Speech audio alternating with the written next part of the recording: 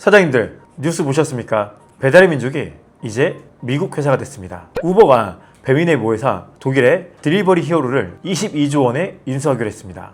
에이, 그거 저 위에 있는 회사들 얘기지 나랑 무슨 상관이야? 하실 수 있는데요. 근데 사장님 하나만 여쭤볼게요. 일본 우버이츠 수수료가 몇 퍼센트인지 아십니까? 35%입니다. 소비세까지 붙으면 38.5%입니다. 15,000원짜리 돈가스 하나 팔면 5,000원이 넘게 플랫폼이 가져간다는 얘기입니다. 첫째, 지금 무슨 일이 벌어진 건지. 둘째, 배민이 지난 6년간 우리한테 뭘 해왔는지. 이건 미래를 예측하는 가장 정확한 데이터입니다. 셋째, 우버가 들어오면 어떤 시나리오가 가능한지. 그리고 마지막으로, 그래서 사장님이 지금 당장 뭘 준비해야 하는지 끝까지 보셔야 되는 영상입니다. 시작하겠습니다. 먼저 팩트 먼저 정리하고 갑니다. 어렵게 얘기 안 하겠습니다. 배달의 민족은 원래 한국 회사였죠. 그런데 2019년 말 독일 회사 딜리버리 히어로로 배민 지분 88%를 4조 8천억에 사갔습니다. 그때부터 배민은 독일 회사였습니다. 그런데 이 독일 본사가 상태가 많이 안 좋습니다. 주가는 폭락하고 부채는 쌓이고 오죽하면 시장에서 배민의 가치를 사실상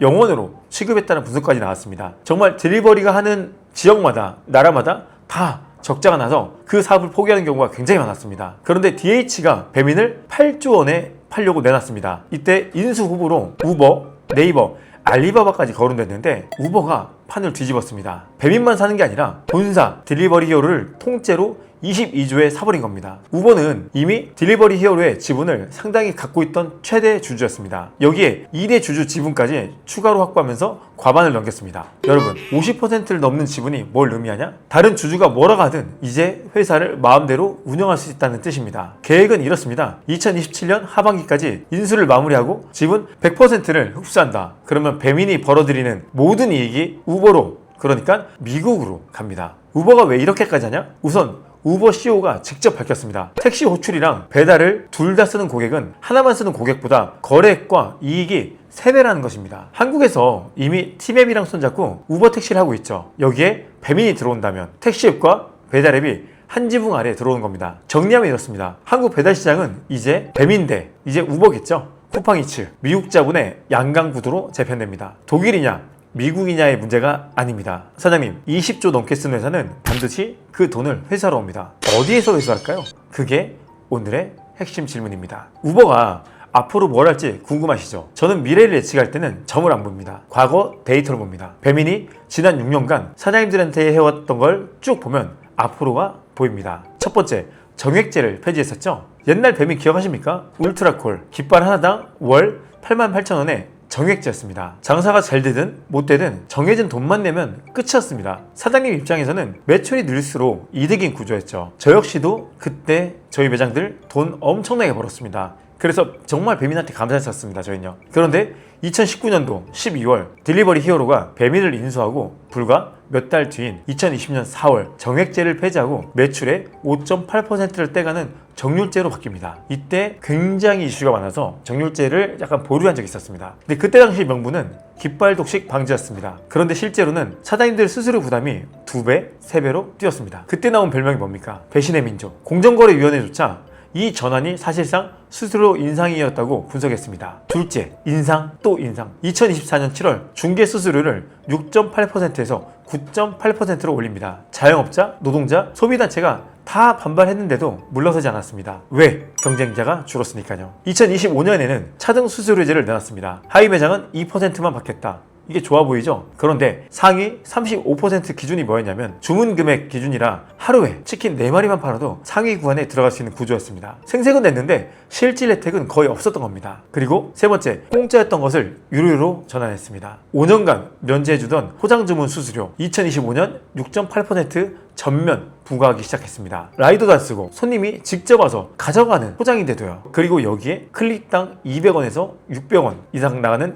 클릭 광고도 도입을 했습니다. 주문이 안 들어와도 손님이 구경만 해도 돈만 빠지는 구조를 만들었죠. 할인 쿠폰에 쓴 주문에 할인 전 금액 기준으로 수수료를 매겼다는 주장까지 나와서 프랜차이즈 점주 366명이 부당이득 반환 소송을 냈습니다. 자, 그럼 그 돈은 다 어디로 갔을까요? 이렇게 매장 사장님들에게나 매달 수수료에서 엄청나게 가져간 돈은 어디로 갔을까요? 작년 배달의 민족 영업이익이 5,929억이었습니다. 와, 엄청나죠? 그런데 같은 해 독일 모회사가 갖고 있던 자사주 4,900억 어치를 사서 소각했습니다. 배당이란 이름만 안 붙었지 결과론적으로 영업이익의 80%가 넘는 현금이 독일 모회사로 넘어간 것입니다. 최근 3년간 이렇게 넘어간 돈이 1조 5천억입니다. 2023년 배당으로 4,127억, 2024년 자사주 매입으로 5,372억, 그리고 작년에 4,900억. 이게 제 주장이 아니라 금융감독원 전자공시에 나와 있는 숫자입니다. 사장님, 이게 뭘 의미하냐면요, 사장님이 새벽에 일어나서 육수 내리고 찌개기 앞에서 기름 뒤집어 쓰고 그렇게 번 돈의 일부가 매년 수천억 단위로 해외로 나갔다는 것입니다. 그리고 이제 그 도착지가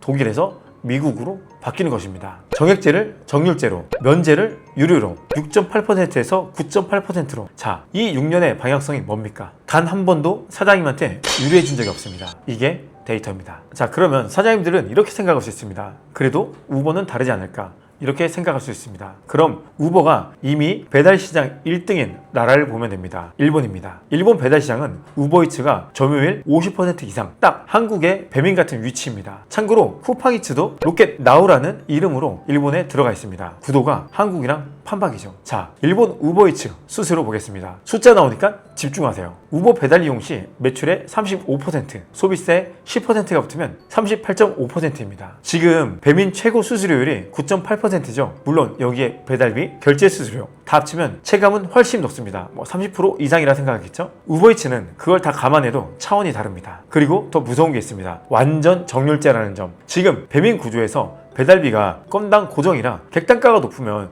수수료 부담이 상대적으로 낮아집니다. 15,000원짜리 팔 때랑 25,000원짜리 팔 때랑 체감 수수료율이 배달비가 낮기 때문에 다릅니다. 그래서 제가 늘 객단가를 설계하라고 말씀드린 거고요. 그런데 일본 우버이츠는 단가가 올라가도 수수료율이 그대로 35%입니다. 족발, 보쌈, 치킨처럼 객단가가 높은 업종일수록 오히려 더 치명적인 구조입니다. 난 배달을 직접 하니까 상관없어 하시는 사장님들, 일본에서는 자가 배달을 내도 매출의 15%를 냅니다. 배민 오픈 리스트보다 9.8%가 높습니다. 내 오토바이로 내 기름값 써서 배달을 해도 15%. 그래서 일본은 어떻게 됐냐? 배달 메뉴 가격이 매장 가격보다 30% 이상 비싼 게 일상이 되었습니다. 사장님들이 수수료를 버틸 수 없으니까 가격에 전가한 겁니다. 그 부담은 고스란히 결국 소비자한테 갔고요. 아마 우리나라도 똑같이 갈 것입니다. 라이더 쪽도 잠깐 볼게요. 일본 우버이츠는 3km 배달에 우리 돈 3,400원 수준입니다. 짧은 멀티콜은 1,000원도 안 되는 콜이 나옵니다. 일본 라이더 사이에서도 최저 시급보다도 안 나온다는 불만이 굉장히 큽니다. 단가가 낮아지면 뭐가 무너집니까? 배달 퀄리티가 무너집니다. 음식이 늦게 가고 식어서? 그러면 그 별점 테러는 누가 맡습니까? 사장님들이 맡습니다. 물론 한국이 일본처럼 된다는 보장은 없습니다. 이건 제가 분명히 말씀드릴게요. 우버도 인수하면서 브랜드를 유지하겠다, 수수료 인상을 통제하겠다, 점주와 라이더에 투자하겠다고 약속했습니다. 그런데 사장님, 독일 딜리버리 히어로도 배민 인수할 때 비슷한 얘기를 했습니다. 그리고 몇 달 만에 정액제를 폐지했습니다. 22조를 쓴 회사가 자선 사업을 하러 왔을까요? 회수를 하러 왔을까요? 판단은 사장님이 하시면 됩니다. 시나리오는 세 가지입니다. 하나, 우버와 쿠팡이 치열하게 경쟁하면서 쿠폰을 뿌리고 수수료를 낮추고 상생하는 그림. 가장 희망적이지만 이익을 추구하는 기업 특성상 절대 이런 방법으로 오래가기 어렵습니다. 둘째, 양강체제가 굳어지면서 사실상 발맞춰서 수수료를 올리는 그림. 경쟁자가 둘뿐인 시장에서 흔히 벌어지는 일이죠. 세 번째, 일본식 고수수료 모델이 단계적으로 들어오는 그림. 당장은 큰 변화가 없을 겁니다. 인수 완료가 2027년 하반기고 그 이후에도 당분간 조직을 유지한다고 했으니까요. 그런데 사장님, 바로 이게 포인트입니다. 지금부터 최소 1년에서 2년, 이게 사장님한테 주어진 준비 시간입니다. 자, 여기서부터가 진짜입니다. 뉴스 해설은 다른 채널에서도 해줍니다. 저는 사장님이 내일 아침 가게 문을 열면서 뭘 바꿔야 하는지 말씀드리겠습니다. 네 가지입니다. 첫째, 배달 의존도를 지금 점검하세요. 사장님 가게에서 배달이 몇 %입니까? 70%? 80% 이상 나오는 가게. 솔직히 말씀드리면 그건 사장님의 가게가 아니라 플랫폼에 새들어 사는 가게입니다. 건물주가 월세를 올리면 나가야 되듯이 플랫폼이 수수료를 올리면 그대로 맞아야 됩니다. 제가 배달을 끊으라는 얘기가 아닙니다. 배달 시장은 아직도 계속 우상향을 하고 있고 성장하고 있기 때문입니다. 그래서 여러분들은 비중을 설계하는 겁니다. 홀, 포장, 배달의 황금 비율을 지금부터 잡아가셔야 합니다. 특히나 내가 홀이 없다, 그러면 포장에 어느 정도 더 집중하셔야 합니다. 포장은 배달비가 없어서 손님한테는 싸고 사장님한테는 마진이 좋습니다. 포장 손님한테 서비스 하나 더 주고 포장 전용 할인 만들고 포장 비중을 10%만 올려도 순이익이 달라집니다. 두 번째, 내 손님을 내 명단으로 만드세요. 배민에서 100번 주문한 손님, 그게 사장님의 단골입니까? 아닙니다. 배민의 단골입니다. 사장님은 그 손님 전화번호도 얼굴도 모르잖아요. 포장 손님, 홀 손님한테 매장 직통 채널 하나 심으세요. 카카오 채널이든 네이버 이야기든 매장 전화든. 다음에 여기로 직접 주문 주시면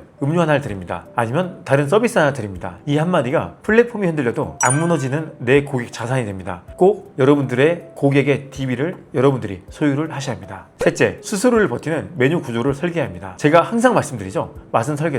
그런데 맛만 설계가 아닙니다. 마진도 설계입니다. 수수료가 정률로 뜯기는 시대에는 객단가와 원가율 설계가 생존을 가릅니다. 세트 구성으로 객단가를 노리고 사이드 메뉴로 마진을 보완하고 배달 전용 메뉴는 배달 원가 구조에 맞게끔 따로 짜야 합니다. 홀 메뉴 그대로 배달 앱에 올려놓고 남는 게 없다고 하시면 남게 설계를 안 하신 겁니다. 저희는 홀하고 배달을 가격을 다르게 설정합니다. 넷째, 숫자를 아는 사장님 되셔야 합니다. 수수료가 몇 퍼센트, 배달비가 얼마, 광고비가 얼마. 그래서 배달 한 건당 실제로 내 손에 남는 돈이 얼마인지 이거 즉답 못하시면 플랫폼이 구조를 바꿀 때 뭐가 어떻게 바뀌는지도 모르고 당합니다. 이번 달 정산사건에서 주문 한 건당 순수익을 계산해보세요. 오늘요? 그게 시작입니다. 그리고 하나 덧붙이면 관련 법안들 그리고 수수료 상한이나 상생 관련 입법 논의가 국회에서 진행되고 있습니다. 사장님들이 목소리 낼 수 있는 창구가 있을 때 관심 갖고 지켜보셔야 합니다. 시장이 못 지켜주는 건 결국 규칙이 지켜주는 것이니까요. 정리하겠습니다. 배민은 이제 미국 회사가 됩니다. 22조를 쓴 우버는 반드시 그 돈을 회수하려 할 거고요. 지난 6년의 역사가 보여주듯이 그 구조 변화가 사장님한테 유리했던 적은 단 한 번도 없습니다. 일본이라는 미리 보기까지 이미 나와 있고요. 하지만 사장님, 저는 이 뉴스를 위기라고만 보지 않습니다. 준비된 사장님한테는 남들이 무너질 때 살아남는 게 곧 기회입니다. 플랫폼이 수수료를 올리면 설계가 안 된 가게부터 무너집니다. 배달 의존도 90%에 단골 명단도 없고 마진 계산조차도 안 되는 가게부터요. 반대로 홀, 포장, 배달 비율 잡혀있고 내 고객 채널이 있고 메뉴 마진이 설계된 가게는 경쟁자가 사라진 시장에서 오히려 손님을 흡수합니다. 우버가 오는 건 사장님이 막을 수 없습니다. 하지만 우버가 왔을 때 무너지는 가게가 될지 버티는 가게가 될지는 오늘부터 사장님이 정할 수 있습니다. 그리고 사장님, 이거는 분명히 하고 갑시다. 배달 시장 자체는 앞으로도 계속 성장합니다. 1인 가구는 늘고 집에서 시켜먹는 문화는 이미 돌이킬 수가 없습니다. 우버가 22조를 태운 이유가 뭐겠습니까? 이 시장이 계속 커진다고 확신하니까 태운 겁니다. 시장이 커지는데 판을 떠나는 건 하수입니다. 고수는 판을 떠나지 않습니다. 판이 바뀔 때 룰을 다시 설계합니다. 수수료 38% 시대가 와도 이익이 남는 배달 구조, 플랫폼에 끌려다니지 않고 플랫폼을 도구로 쓰는 방법, 이거